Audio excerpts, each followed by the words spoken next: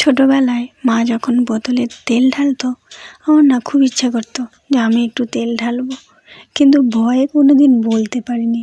মাকে ভীষণ ভয় পেতাম বললে ভুল হবে, এখনও পাই। ওই বোতলের মুখটা যেহেতু সরু, তাই মুখের মধ্যে একটা ফানেল টাইপের দিয়ে দিত, মানে ওটাকে আমরা কাঁপা বলি, কেউ কেউ কুপি বলে, কেউ কেউ চুঙি বলে, আরও বিভিন্ন জায়গায় বিভিন্ন নাম আছে। মানে অ্যাকচুয়াল জিনিসটা ফানেল। তো ওই রকম একটা দিয়ে তার মধ্যে তেলটা ঢালতো। তো আমার খুব ভালো লাগতো, ইচ্ছা করতো আমিও একটু ঢালবো, কিন্তু কোনো দিন মানে সাহস করে মাকে বলিনি।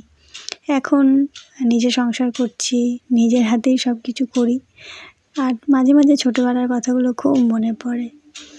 এখন যদিও তেল ঢালার জন্য আর ওই সরু মুখের বোতল ব্যবহার করতে হয় না, এখন বেশ নানান ধরনের বোতল বেরিয়ে গেছে, যেগুলো ব্যবহার করতেও খুব সহজ, দেখতেও ভালো।